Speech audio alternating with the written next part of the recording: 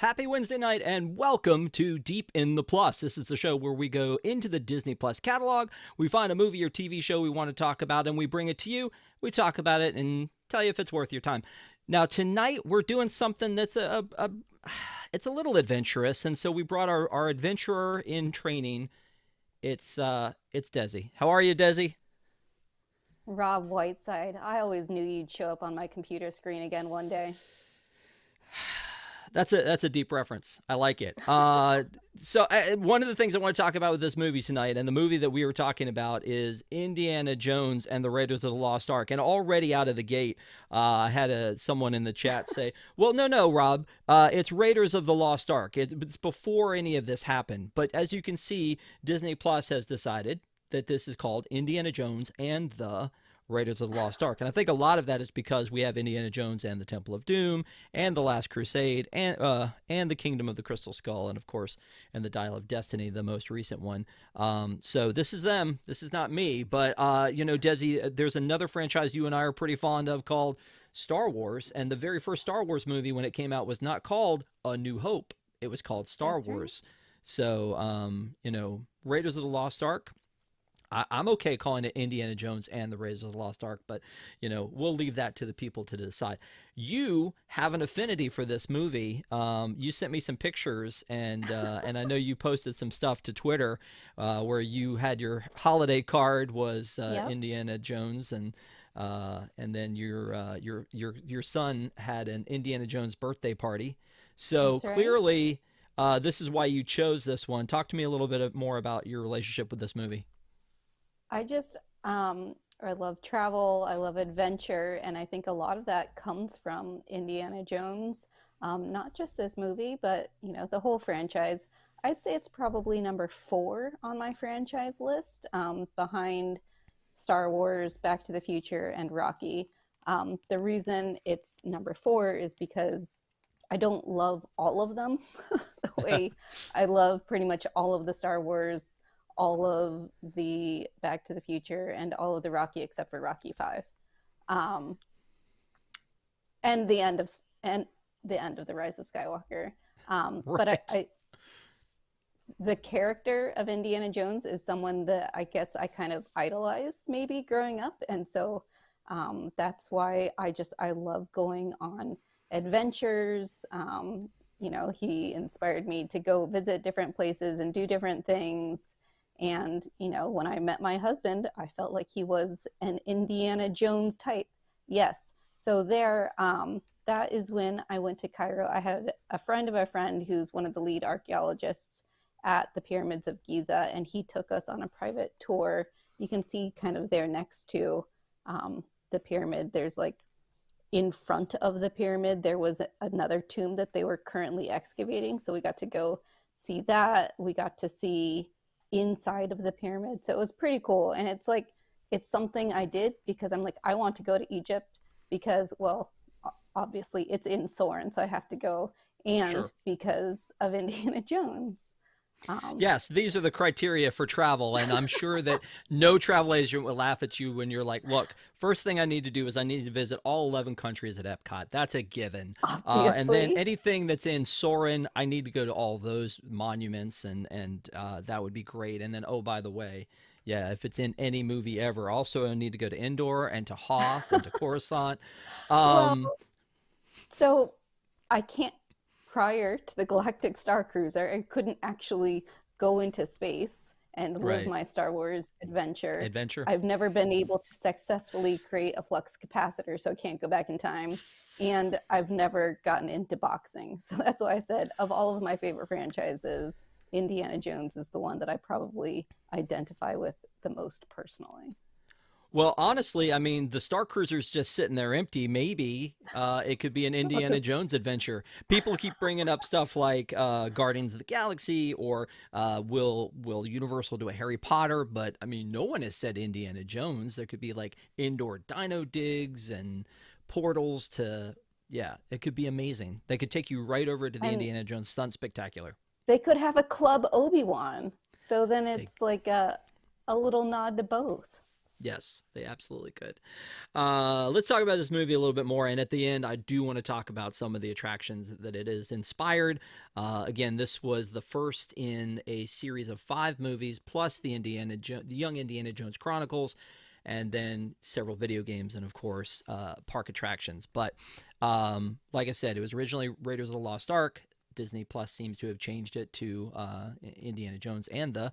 It came out in 1981. It's about 2 hours long. It's PG. Now, that's the thing. Obviously, the ratings have changed since 1981, but when I'm watching this thing, it's pretty intense. Did you watch it with your boys? I mean, obviously, they're fans. Did they watch this one? Yeah. No, they've seen all of them. I'm a terrible mom. The first movie they ever saw in the theater was the most recent one that came out. So, Oh, Dial of followed by The Destiny? Haunted Mansion. So, those are the first 2 movies they've ever seen in the theater. Wow, that's pretty heavy. We took my son when he was little to see a Jurassic Park movie, and I don't think he ever recovered. Um, So this one finds us introduced to Indiana Jones. We start out this movie where he's looking for something, and the cool thing about this is we don't actually see Harrison Ford's face as Indiana Jones until about 3 minutes in, and that Yeah. was a cool directorial choice. I feel like from Steven Spielberg is we see this guy, we don't really know who he is, and he's out and adventuring, and then when he finally turns around, it's like, oh, it's Han Solo. Because at the time, I mean, he wasn't Indiana Jones yet, right? I mean, 1981. Right. This was like, after Star Wars, but before, before Return of the Jedi. But I mean, it's like, okay, we're excited. We can see, this is Han Solo. Let me ask you this before we go any further, because you love Star Wars and because you love Indiana Jones, when you hear Harrison Ford, what's the first image that comes to mind? Character, Probably whatever. Indiana Jones, just because he is like the star of Indiana of all of the Indiana Jones movies versus if I hear Mark Hamill, I'm going to think Star Wars. Yeah. No, I get that. There's really Like not when you much else for hear Mark Hamill. I hear Mark Hamill, I'll either think Star Wars or the voice of the Joker. Those are the two things that I immediately will think of. oh But, my Harrison Ford, you don't think Working Girl or Witness god. or any of these. You're immediately, you No. go to I he's mean, Indiana Jones. Natalie Portman, is Padme the first person you think of for her? Because she's not No. like the person. But Hayden Christensen, yeah, the first thing you think of is Because Anakin. you don't have quite as deep, well, Jumper. I mean, I guess you could do. You don't have quite a deep a bench for that one. But anyway, they start out. They're in South America. They're trying to find something, and right from the beginning, we're treated to so many of these scenes that are so iconic. There are iconic scenes from this, visuals that I think we know of very well, and then there are also a lot of quotes from this one that I think we know pretty well. So visually, I think that him running from the boulder out of this cave Yeah, has got to be one of the biggest ones. What else do you think absolutely. of, like visually, when you think of this movie? I mean, just the beginning where he's sitting there with the idol and, his bag of dirt and, you know, just looking at it at first and then weighing how much is in the bag and then trying to do the quick switch. Like that I think is one of the more iconic visuals. Um, Pretty much anything that they use in the Indiana Jones stunt spectacular. Because as I was rewatching this last night, I was like, oh, that was in the stunt spectacular. That's in the stunt spectacular. Right? No, absolutely. That's something we'll talk about at the end. It's all of that stuff. I feel like that the plane scene almost feels like they wrote it for a stunt show to be determined. Like they didn't know what they were going to do, but the way, like, as the plane's churning and it just happens to hit the gas cap on the gas truck and keep moving, it definitely feels like that. One of the first quotes that is a big deal to me is Alfred Molina in this one. Is there with him, goes into the to get the idol when everybody else has abandoned him, and on the way out he swings in here and falls over, and Doc Ock says, "Throw me the idol, I'll throw you the whip." I use this in every day. Like, it's like, you want that? Give me this. Throw me the idol, I'll throw you the whip. Like, I feel like that's an iconic line for me that I love that quote. What's another quote for you? I think I know one. Snakes. Why did it have to be snakes? Um, I think that isn't there, and I know that when you went out to Disneyland, you probably did the Indiana Jones Yes. and the Temple of the Forbidden Eye, but I feel like And the one there's, at Disneyland Paris. I feel like, oh, the mine car. Hmm. I feel there are multiple things that Indy will say at the end, and I think one of them is like tourists. Why did it have to be tourists? So that's definitely one of those that is a big deal. Um, One of the other things in this opening scene that shook me because I was like, I'm not really sure. And this is where, again, there are a lot of bodies that we see throughout this movie, whether their faces are melting or they've got blood coming out of their face or whatever. I'm like, PG, what were you thinking? Shot in the But I head. guess, Yeah. yeah. But this scene with Alfred Molina's character with the spikes through his head, I'm like, that doesn't look Oh, like him, terrifying. but it doesn't look like him in the Oh, least. It's like they yeah. didn't even try to make that look like him, I don't think. I mean, that's who it is because he's got the idol in his hands. But yeah, stuff like that, I just looked at it and went, PG? Wow. We don't really want to go back and like look at this again after they invented PG-13 and go, maybe let's slap that on there. But I I it's still think PG. Indiana Jones, I Temple think for the Temple of Doom. Temple of Doom was one of the catalysts for the PG-13 Yes, it was. genre. It was, Yeah. I believe it was the first one. Yeah, because of the monkey brains and all that kind of stuff. So I feel like anytime I mention Temple of Doom, my wife is immediately monkey brains. Uh, so again, visually, there are a lot of like iconic scenes from this one. I think the boulder rolling out is the bigger one, but like you said, a lot of them can be tied back to the stunt show. And is it that they are iconic because they put them in the stunt show because they were iconic, or are they iconic because they were in? I don't know. I think probably they were just very visually stunning, and that's why we see that. Um, so as we're moving through this, then we go and we see him immediately as a professor. One of the things about the school that was funny to me, other than like the girl sitting there with the "I love you" I should have on drawn that her. on my eyes. You should have. Ah, missed But opportunity.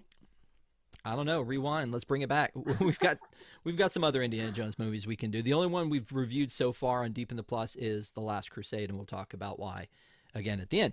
So when they're in there, the bell rings, and I'm like, is that a thing that happens at a university? Is the bell rings? That feels like a high school thing, right? Like, did you ever have any college classes where the bell dismissed you?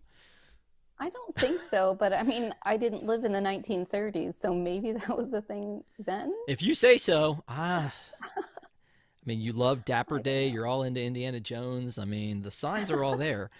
I that's one of those things where I was just like little things as we go deep in the plus, as we go into these movies. I go, really? Is that right? Is that correct? Can we get somebody to look that up? Maybe it is. I don't know. But this is where we're first introduced to Marcus Brody, who is not a big deal in this movie, but he comes back to be a big deal Right. in the third installment. He's not in the second one, but he comes back in the third installment again as Marcus Brody. So in this one, he's Indiana Jones is an adventurer. He's trying to get all these pieces for the museum. He's selling them, but he really, I think, at his heart, wants to be bringing these archaeological finds to museums. Whereas They his belong in a museum. nemesis.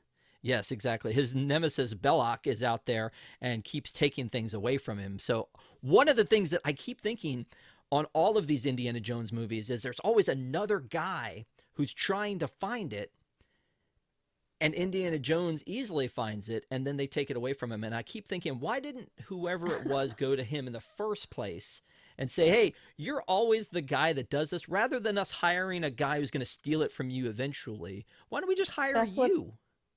that's what the American government does at the beginning of this movie. They hire him so that they can tuck it True. away in their big box room. The big box room. Gotta love the big box room. Yeah, I Um, don't know what else you would call it. yeah.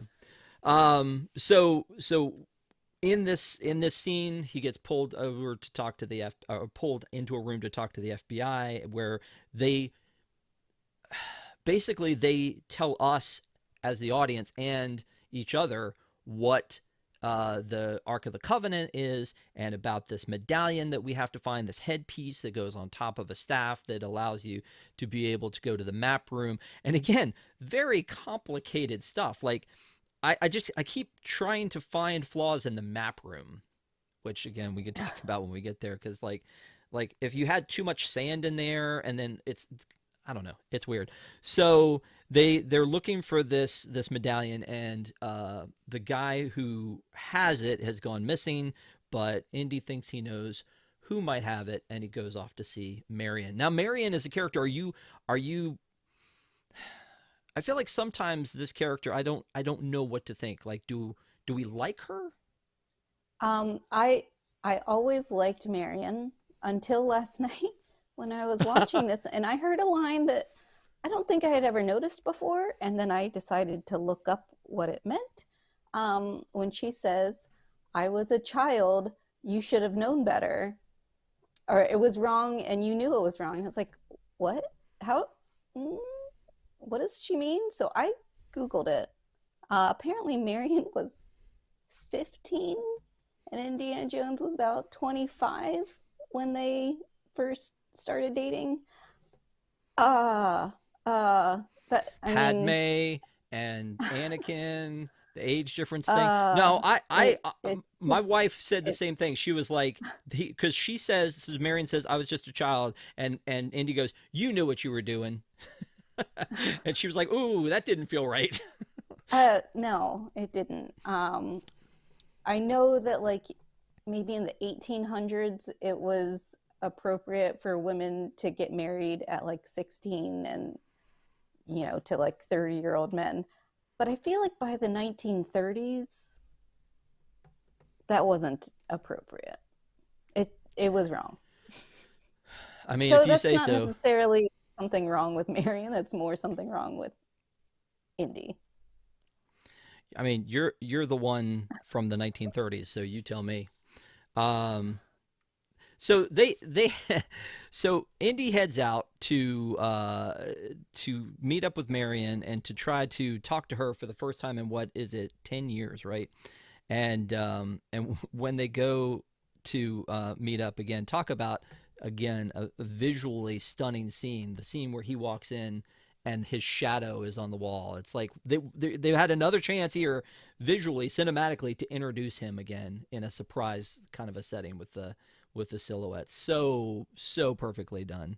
And we didn't talk about it at the beginning, but George Lucas and Steven Spielberg's brainchild, like, of getting together. George Lucas wrote it, Steven Spielberg directed it, and it's amazingly well. I think visually it's set a standard. Yeah. I'd like to think. It's it's a beautiful piece of cinematic mastery. Cinematic mastery. Okay. Um, this let's talk about this dude. He looks like Judge Doom from Roger He Rabbit. does he does look like Judge Doom. But could they have found a creepier guy? Like, this isn't a guy that could play the dad in like something else, right? Like, this is what he was born to play, I feel like. I mean, just Yeah. so creepy. And then he shows up, over and over again. But there's a scene famously where in this they're trying to, they're having a gunfight, the bar is burning down. Um, and she had, I don't know for what reason, put the medallion on a candle, which fell over. And then when he goes to pick it up, it is the most awkward thing because we know what's going to happen. We've seen it 100 times. But he reaches down. He doesn't grab it. He grabs it like just to make sure to get it burned in there nice and good. I don't know. It reminds me of Home Alone when is it Harry? Harry puts his hand on the McAllister's doorknob and gets the M burned into his hand.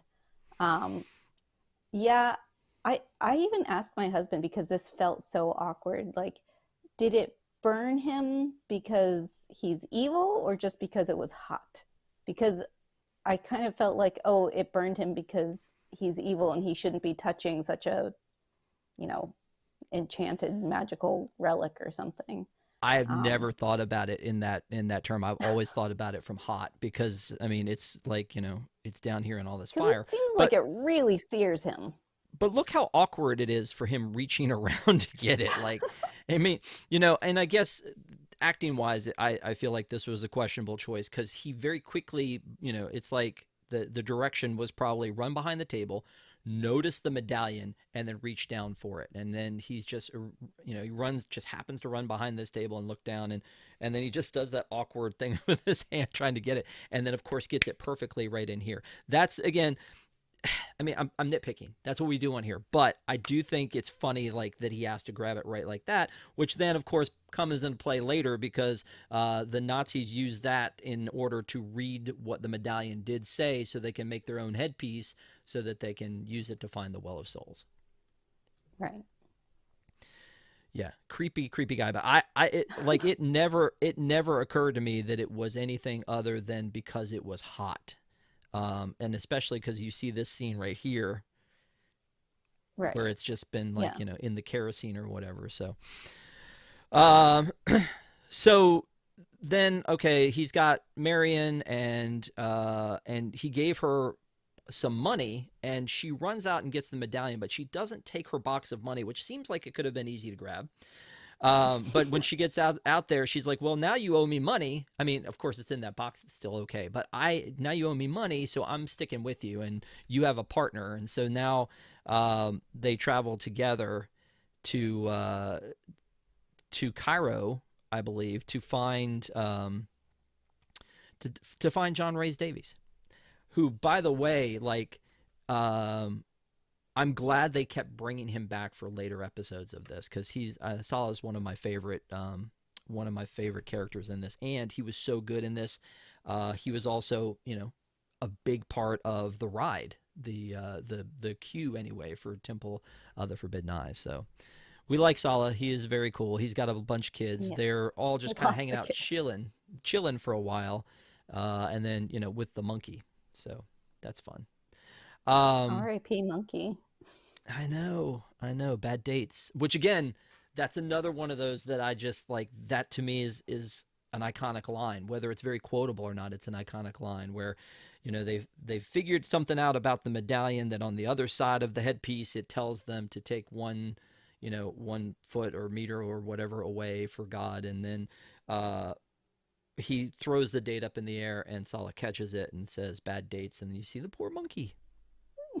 Makes I me know. so sad. And the monkey's owner is the one that poisoned him. And I said, I hope that monkey's owner feels guilt for the rest of his life, knowing that he killed that monkey. F in chat for the monkey, am I right? Um, yeah. So then they go into the town, and of course, there's this dude. Again, talk about nefarious. The guy with the eye patch, who basically is the monkey trainer. You gonna be okay? You still crying about the monkey? I'm sorry. I'm still upset about the monkey. Yeah. Um, and this again seems like one of those scenes where they've set up the whole thing almost as if it was to do the stunt show. Like this whole scene in the market with her, and these are the pants she's wearing, and this is the outfit that he's wearing when you see him at Hollywood Studios. And some of the lines that they're saying, and like the crowd sit, like it almost feels like these are extras they literally pulled out of a crowd at Hollywood Studios. When I Like they're just they're on the when we were side. watching this scene last night, I told my husband I was one of those people. He's like, "What are Were you you really? talking Did you about?" did you get volunteered I, into one of those? of course. And I said, "Well, back in the day, you used to be able to volunteer to be in the show and, put on the robes and everything and be part of the marketplace." He thought that was pretty cool and wished that we could still do it. But I Yeah. guess that's one of those things we'll probably never get to do again. Well, who knows? Never say never. I mean, it could be the Indiana Jones Stunt Spectacular under new management. It could all come back. Who knows? Um, But with So, the elderly Indiana Jones, they're going to do it, retheme right. it for Dial of Destiny. And as a gag, this is a great gag where they run in and you hear the Rapunzel pan hit him in the head, and then she drags him in. So I mean that's very funny. And then she jumps in the basket. The monkey calls her out. They take the basket away. They think that Indy thinks she's gone. They move on pretty quickly from Marion for a minute. I feel like he gets excited when he finally sees her again, but I feel like he gets over it very quickly there. I mean, he looked sad, but as soon as, the children came and took him away from the bad guys, he was all smiles again. Right. So Yeah. So I, there's the I would part. like to think that my husband would be sadder for longer. He drank a But then little again, bit. they had been not together for 10 years. Yeah, I guess I see that. Um, and then Belloc is at the is in this place with the hookah pipe, of course, As you do. just chilling at the table, and Indy comes in with his monkey, and there's a little friends with low places reference about who he's hanging out with. Um, and then they just sit and talk a little bit, and he's like, this is another one of those lines that sticks with me forever. He's like, do you know what the Ark is? It is a transmitter. It is a radio for talking to God. And I mean, it's just like I hear it all the time, like in real time. uh and this is where he's just not a nice guy. But also it's another interesting moment cinematically with Indy in the front, and he's in the back talking about, like, you know bury something in the sand and it could be valuable years from now. So Hmm. um yeah, so then they try to kill Indy with the dates, and then they figure out, like, the truth about the medallion, and then they go off to the dig site. So um this is, I mean, again, I've seen this movie so many times. It feels like kind of coming home watching this movie. Yeah. I never have any confusion. If I'm being honest, I couldn't tell you probably in watching a Fast and the Furious movie which one I'm watching, even though I've watched them. I mean, there's 10. I mean, and Dom says Family Forever in all of them. But when I'm watching this one or any of these Indiana Jones movies, I could tell you instantly, scene for scene, what's happening, what's next, and all that. So, I mean, I feel like I've watched this one a ton, and Yeah. I enjoy watching it. Although, again, sometimes, like, I'm like, oh no, don't do that this time. Don't, don't stand up on the hill where everybody can see you while you're digging out the well of souls. Um, Hmm. I feel like it's one of those movies that I put on, like, while I'm doing chores. Like while I'm cleaning the house, doing dishes, I'll put it on because it's such a well-known movie to me in my head that I don't need to sit there and watch it, because I already know what's going to happen. I already know what's going to happen, and yet as I'm walking through, as I'm doing things, I can look over and enjoy whatever happens to be on at that time.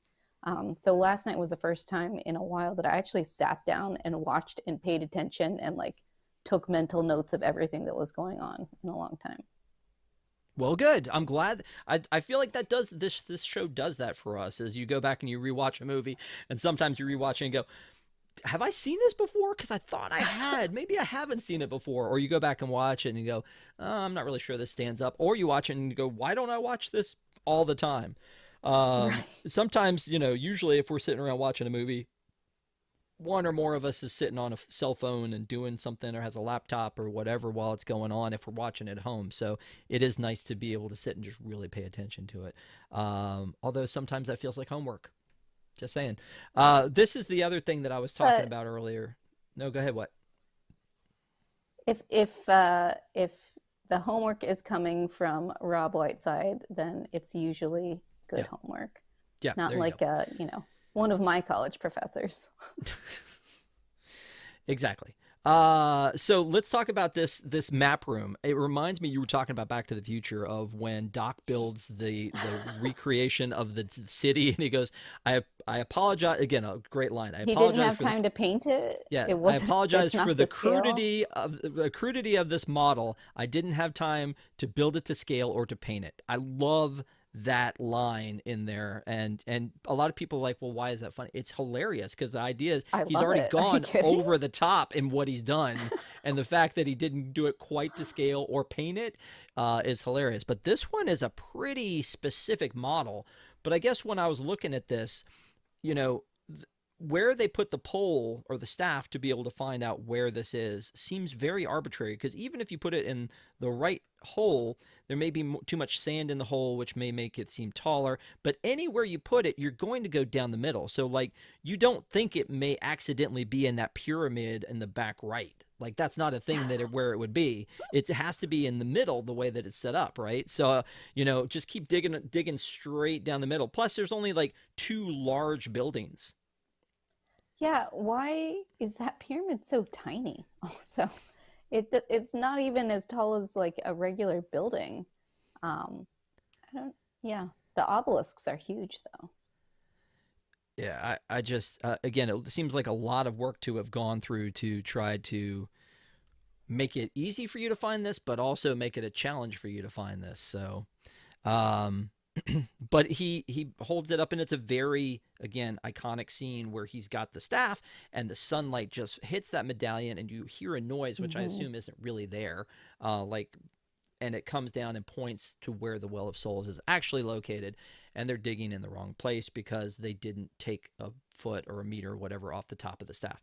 So they Right. then, once they've done this, then Sala and Indy and a crew go out and they start digging up at the top of this place, which is the other building. Basically, you're in the wrong building. There are two buildings that could have been in. Sorry, 50-50. You should have known. They go to the other building, they start digging, and get down in there and find it. And of course, that's the iconic snakes. Why did it have to be snakes? Meanwhile, Marion's fighting for her life, and she's trying to, like, I don't know, is she's trying to drink this guy under the table? Is that what she's doing? Well, they established earlier in the movie that she can hold her liquor because Yeah. obviously she outdrank the other guy who was much larger at the beginning of the movie, and she was just fine when Indy showed up. And not only that, when the gun goes through the barrel, she, drinks even more and is still completely fine. So I think that's what they were trying to say, is that she is trying to trick this guy into getting so drunk that he passes out like that other guy at the beginning of the movie so that she can escape. That Yep. was my assumption. Good assumption. I like it. So they start digging, and this is another one of those scenes that visually is just like very memorable for me, because I believe it's in the trailer. Also, why why does he go ahead and put his Indiana Jones hat on right there, right out in the open? He had been hiding this whole time with, the scarf around his head. And now, when he's on the brink of finding the Ark, he's like, yeah, you know what? I'm over it. I'm just going to put my regular hat back on. It doesn't matter. They can look over at me right now from, 50 yards away, and it's fine. For effect. I mean, it's iconic for effect. Another thing that struck me watching this through this time is that it was 1981 when this movie was made. We weren't up to Jurassic Park standards of CGI.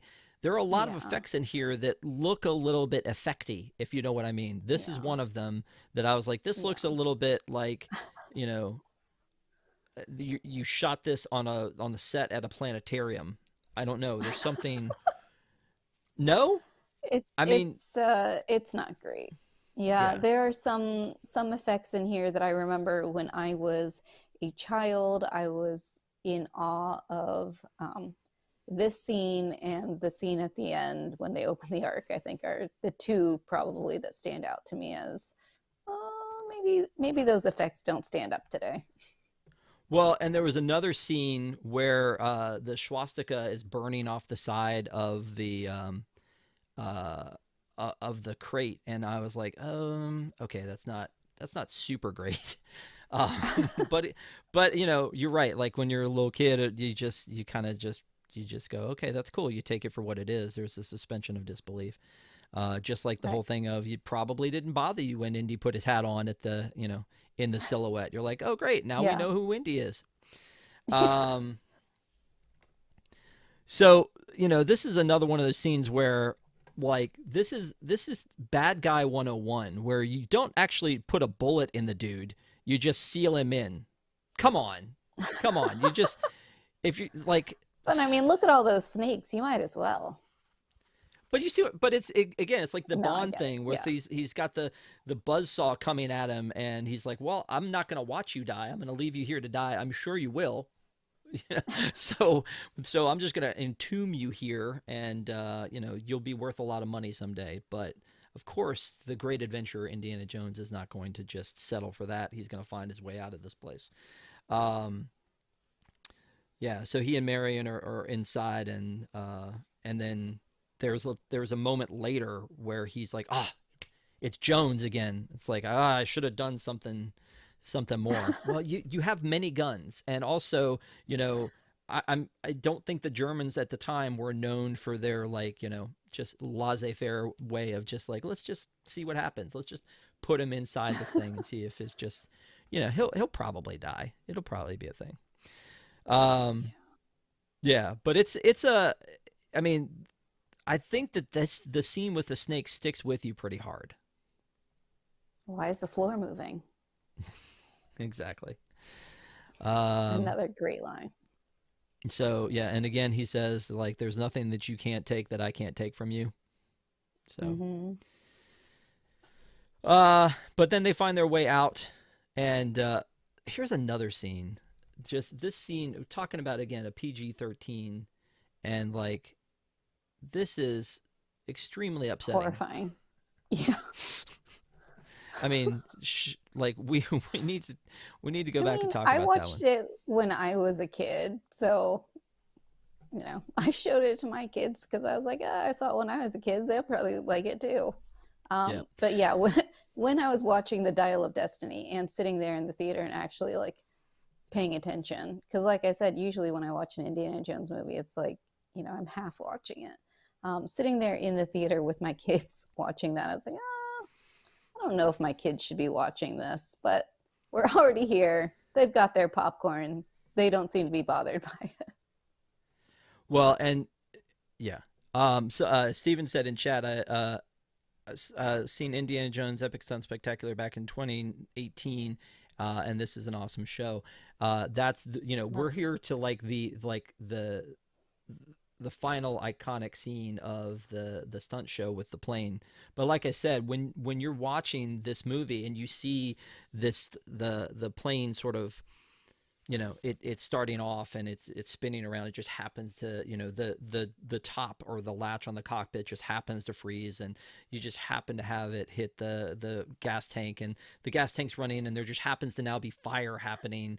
It's all like, okay, this is definitely something we should make a stunt show out of at some point. I have to tell you, I forgot that Marion had changed outfits until I watched this movie because in my head, she's wearing the red pants during this scene because that's how I'm used to seeing it at the stunt show.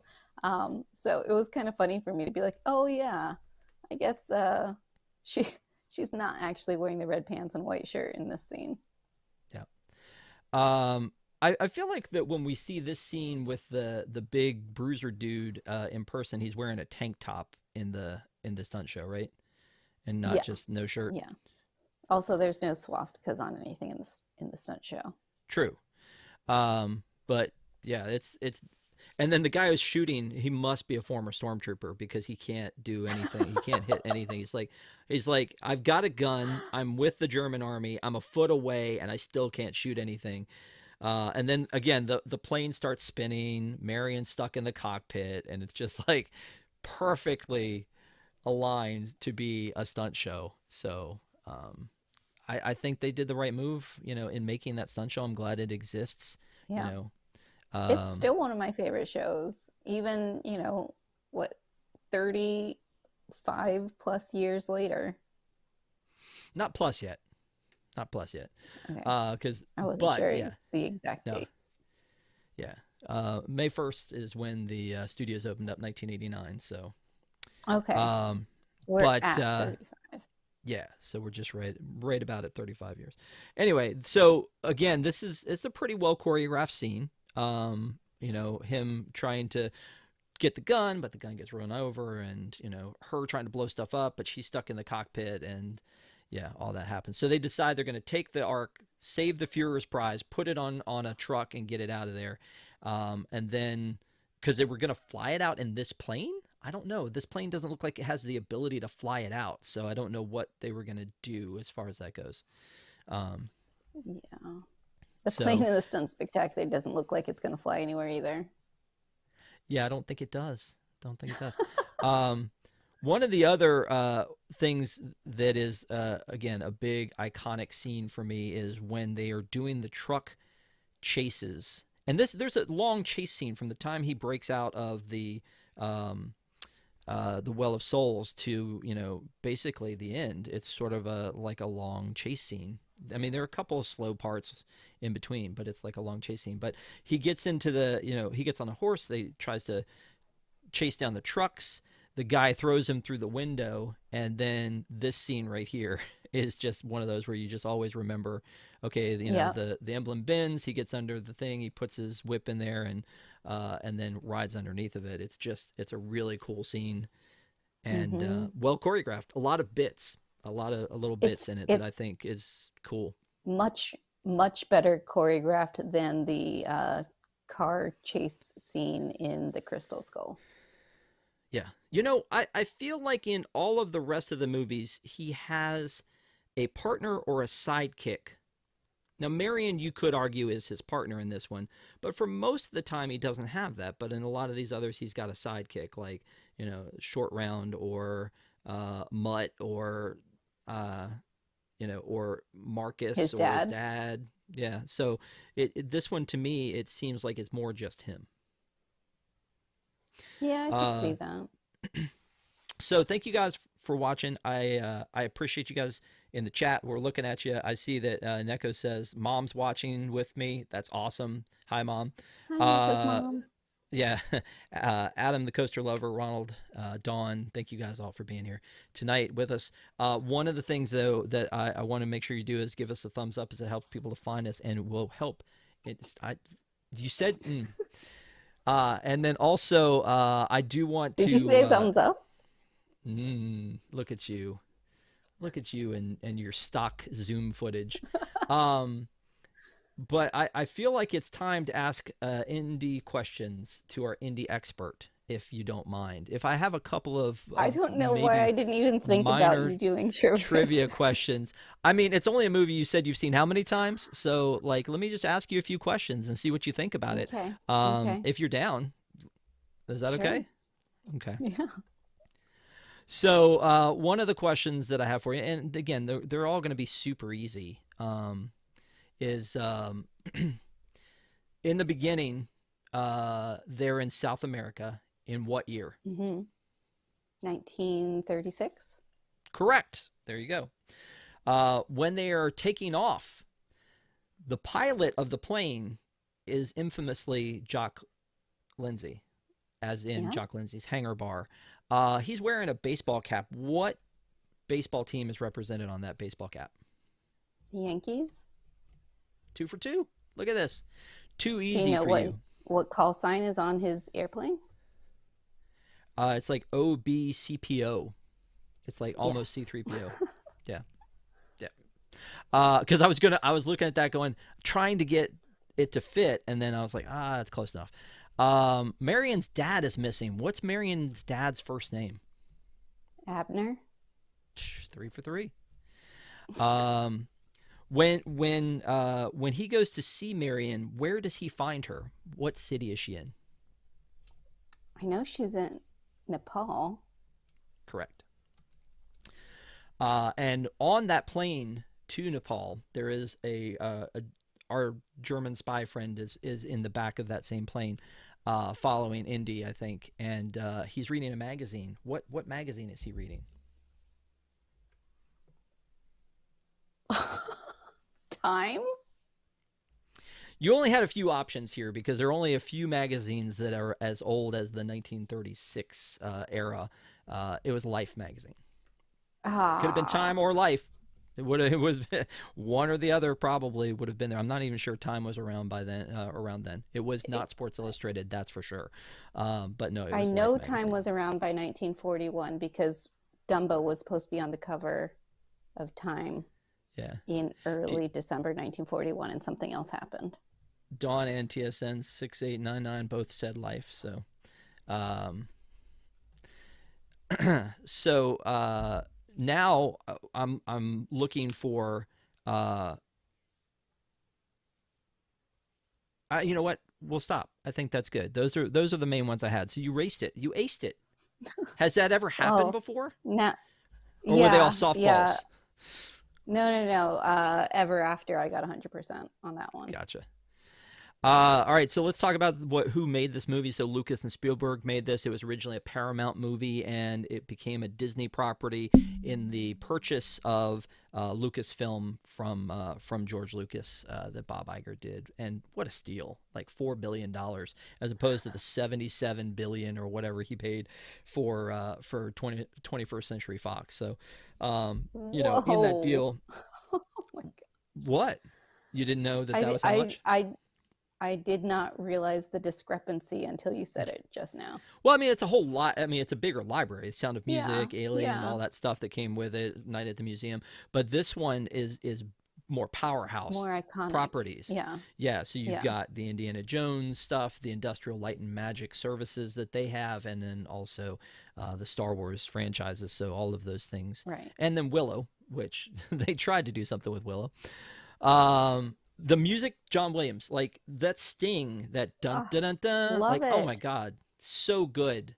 Like his music is so good, no matter what he is, what it is he's doing. But My um, my so awesome. kids, so tiny, little kids, came out of watching Dial of Destiny singing the music. Like that's how good it is.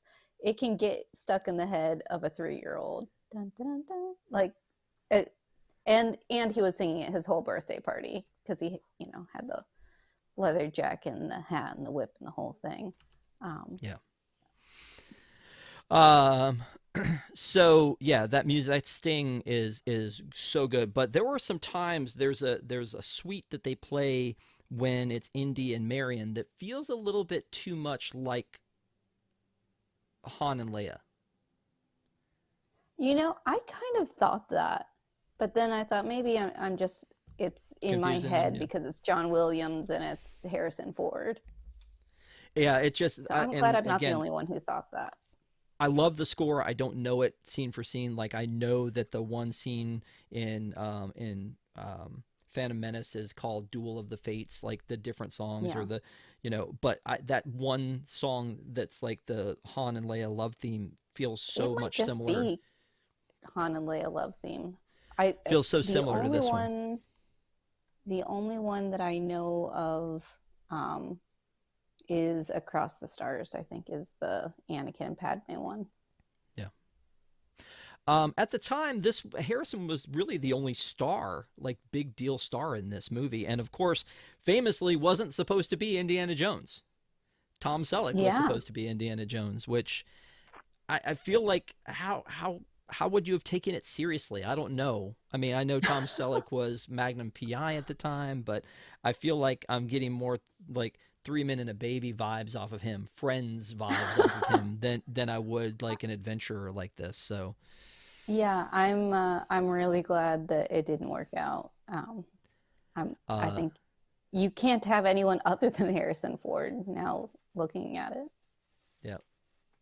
John Rhys Davies, Karen Allen, of course, and then Alfred Molina actually gets billing in the beginning of it, which makes me feel like there aren't a lot of named characters in this movie, because if Alfred Molina's part is so small and so quick in the beginning, and then we like, but he's got billing in the beginning, there really aren't too many named characters in this one. So not a lot of big names, pretty much just Harrison Ford, but maybe all the money had to go to get Harrison Ford involved in this project after he had become a big deal with as Han Solo.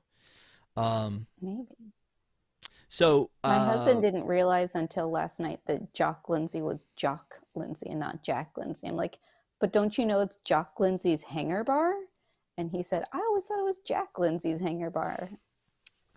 Whatever. It is my favorite husband. bar, by the way, on Disney property. I mean, why not? Even more so than Oga's or Trader Sam's? I've never actually sat down and had a drink in Trader Sam's because it's always been too busy. I've only gone in and looked around. Sounds like something we'll have to fix at some point. So the lines that I was talking about, throw me the idol, I'll throw you the whip, snakes, why'd it have to be snakes? It's a radio for talking to God, bad dates. This is another one when they're having that downtime where they get on the ship and the ship is taking the Ark back to America, but gets, kind of sideswiped by the Germans who take it from them in a sub. They're having this very lovely moment of rekindling their romance, and she says something about him. Doesn't it hurt? No, before that, okay. Where he says it's not the years, honey, it's the miles. Yeah, I love that line. Yeah. And then she says, well, GD, Indy, where doesn't it hurt? And then it is the whole thing, which is then has a callback. Sweet. Yeah, has a callback. Or I thought it was so sweet until I realized that she was 15 when they met. It is what it is.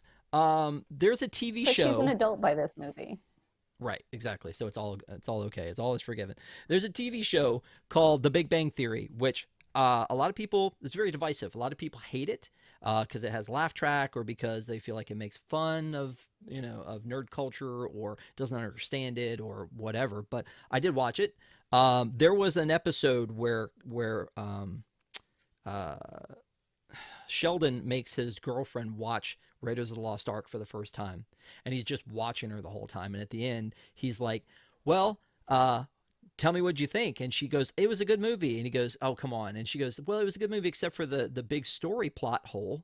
And he's like, no, I've been watching this like since I was a little kid, and I watched everything all the way through except for like, the face melting scene when it's dark outside because I can't handle it. But he's like, I defy you to find a plot hole here. And she says, if Indy didn't exist and never intervened, the same ending would have happened.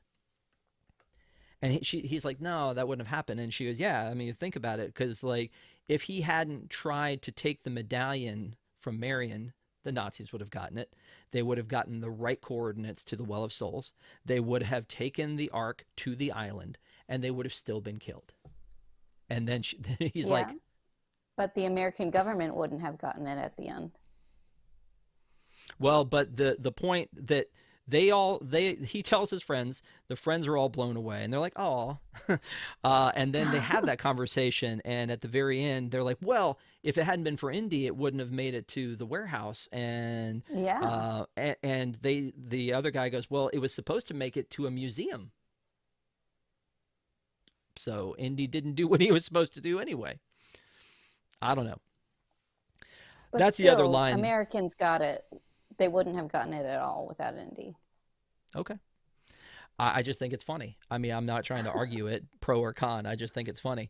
But I do think it's a very interesting thought, is that without him, they still would have done it. Because that's the first argument they have as well. But what about the medallion? And they were digging in the wrong place.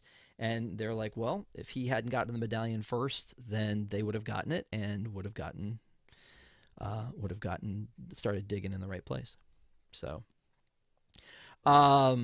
let's talk a little bit, but as we're wrapping up here, and before we talk about, give final thoughts on it, is obviously the way that it ends is they go to this canyon, which was famously used in Star Wars. Then he's going to blow up the Ark, and and then Belloc is like, no, you're not going to, because this is history.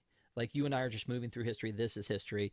They take it to where they're going to take it. They do a ceremony, and for some reason, Indiana Jones knows to tell Marion to close her eyes. I don't know, like, where we would have learned this. I wish they had kind of done a little tell earlier in it, like, maybe in something he had read, or, something that tells us this is what he should be doing, because it just seems very arbitrary. Whatever you do, keep your eyes closed and you won't die. Like, it just seems like a weird thing. Maybe it's something that her dad told him, that, like, this is why every time the Ark was found, like, that city that it was taken to, like, the whole city was consumed by sand. Yeah. And so he thought, well, better to take a precaution and not look. Yep. So anyway, they all get kind of that, like, in a very supernatural experience. The Ark lets go of all of these ghosts. They go through and kill all of the Germans, melt their faces, and pulls them up into the sky and then straight back into the Ark, and then the lid falls on perfectly. Okay. Again, as a kid, I was probably like, oh my gosh, that's so crazy. Now I look at it and go, okay, like, I guess that makes sense. But it's God. He can do whatever he wants with the lid. Of course he's going to put it back on perfectly. True. And then, they opened up the Ark. It was just sand, and then all the things happened. So, Neko is screaming and yelling in the chat that she wants me to mention that the Spike the Bee video that WDWNT did shows a warehouse at the end, and shows that all the sporks are stored, all the Spike the Bee sporks are stored in the warehouse where the Indiana Jones Ark is. Which, by the way, when they come back and revisit that in the fourth one, I don't remember seeing sporks. So I don't know. That is actually something that popped into my head as I was watching it. They stored it right next to the sporks. Yep. So anyway, there you go. Anyway, so once all this is done, and they get back, and my other favorite line is, he's like, well, who's looking into this? He's like, we have our top men on it. He goes, who? And he goes, top men. And it's like, well, that's it. And then they cut to them rolling it into the warehouse, and then the music starts, and then it's over. So again, an hour and 57 minutes. When you had suggested we do this, when I sat down with it, I thought I was expecting 2.5 hours. Like, that's really where we land with Avengers movies. Sometimes, Star Wars movies, it's more like 3.5 if it's an Avatar movie. So an hour and 57 minutes felt pretty tight for all of the things that I knew were going to happen in it, and yet it happens. And I think from a pacing standpoint, it never disappoints. I never felt like, oh, this is dragging on. I agree. From a pacing standpoint, I thought that it was great. I thought it was the perfect length. It was the length it needed to be to tell the story. If they had cut some things out and made it shorter, I probably would have felt like something was missing. And if they made it longer, I probably would have thought it was too long. I think 2 hours is usually my cutoff. Like, I don't typically want to sit there, unless it's The Last Jedi, for movies that are longer than 2 hours.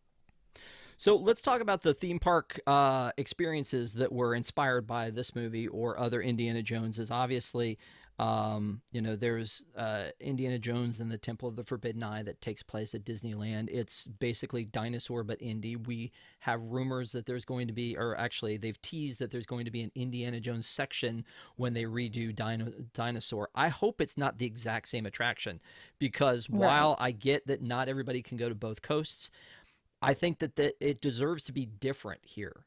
I think they should do something different. on my VIP tour, I don't know how much the tour guides know, but our guide had said she thinks that they're going to do Indiana Jones just because it's easy to just do the same exact ride that they already have in California. So she seems to believe that it's going to be the same exact ride. I kind of hope it's not, but I hope Yeah. that it's, similar because I One still of the enjoy it. A lot of the stuff that happened though happened before Disney owned Indiana Jones. It was a partnership with Lucas to do things like Star Tours and like the Indiana Hmm. Jones Stunt Spectacular, which is what we have in Florida is the Indiana Jones Stunt Spectacular, which we've talked about several times during the show. Is this it's I don't know. From the first time I saw it as a little kid, I loved this show. I Same with my absolutely kids. I mean, you got the fire and the big boulder, and then it's you're part of the action because the director yells cut, and you know, and then they bring the people from the audience, and then there's the plant. Um, Well, they don't. well, Not anymore, they they used to, don't. yeah. But I mean, it's really, it's just really, really well done. And like we talked about, a lot of those scenes seem to be made for a stunt show. So while I would always prefer to have an attraction that is a ride, an attraction that was a stunt show made perfect sense for the studios of 1989 and behind the scenes of how a movie is made and stuntmen and all that kind of stuff. I think it was perfect. So I'm very Yeah. excited that this still exists to this day. I hope it doesn't go away. There were rumors And it's a when they good first people announced eater. yeah, when they first announced Galaxy's Edge, there were rumors that maybe they were going to build Galaxy's Edge where the Echo Lake area is, and I was like, that would really kind of suck because you would lose this attraction, we'd lose Gertie, we'd lose the other ear for Mickey when you look at it from above, Yeah, and so right. I'm glad that they didn't do it there, but also hate that they demolished you know the I the I don't streets. I don't mind that they demolished the Lights Motors action in favor of Galaxy's Edge. I do every No Christmas. Osborne lights. I am so sad. Yeah. Yeah. Exactly. The other thing that happened was that we had this in the Great Movie Ride. So there was a scene in the Great Movie Ride. Look it up, kids. Where Indiana Jones was one of the main scenes where he was taking the Ark out, Mm-hmm. and I loved that scene. So you are with Me I mean, too. yeah, it's such a good. I that's what I wore tonight was the Great Movie Ride shirt so that I could represent for that one. And then you mentioned, I think pre-show talking about Paris and the mine car, or maybe at the Yes. beginning. It That's was Le Temple de Peril or something like that. yes, I love that roller coaster. I think that's cool. But the Indiana Jones and the Temple of the Forbidden Eye is the best experience. And while again, I would be sad to see Dinosaur go, and I would be sad to see a duplicate of Indiana Jones exactly as it exists in California over here instead of something new. I would ride it all the time because I Same. really love that attraction. So But I I love mean, Dinosaur too, so it's yeah. it's tough for me because you remember when we did like our favorite quotes on Park Center for like rides? Every single one of us had a quote from Dinosaur. Mm-hmm. Yep. So I would be sad to see Dinosaur go, but I would also be happy to have Andy. Oh, and they quoted it a lot at Destination D23. They did. They had the voice actors like Jodie Benson and Bill Farmer doing voices of Figment and of Dinosaur and other things. And we had just been told, hey, we're probably going to make this into Indiana Jones, and then they come out and they do lines from it. It's like, okay, it's so iconic, you're doing lines from it, but you're going to get rid of it. That doesn't seem to track. So. Um, Anything else we need to talk about before we shore this up here? Because we talked about the movie itself, the cast, the music, the attractions that followed. Anything else that you can think of before we pass final judgment? I think we covered it all. Okay. Thank you guys for watching, and I really appreciate it. I want to give you a heads up of what's coming up on Deep in the Plus. So last week, Tom Corliss was on, and he was my Valentine, and we did Behind the Attraction, episode 1 of season 2, Pirates of the Caribbean. So if you want to go back and watch that, we did a watch along, so you can fire it up with your Disney Plus and watch it. Tonight we're doing Raiders. Next week we're doing That Darn Cat, the original 1965, I believe, That Darn Cat. And then March 6th is 4-year anniversary of Onward, which we did during WDWNT Live. Ben and Jill and I did with Wolf and Tom. We just watched it. It was a watch along because back then we were doing watch alongs of 2-hour movies. But Patrick's gonna be on. We're gonna be talking about Onward. It's a movie that means a lot to him, and so we hope that you will join us for all of these on Deep in the Plus. And then don't forget to join us Sunday night for Park Center. We'd love to have you on. And of course, News Tonight is on tomorrow night as well. So here we go. Desi, we've watched it. We've broken it apart. This is a big movie in your history, but would you, I feel like I know the answer, recommend this movie? I give this movie 2 thumbs up. Yes, Oh I my recommend God. it. I think it's awesome. I love this movie so much, and even my little kids love it.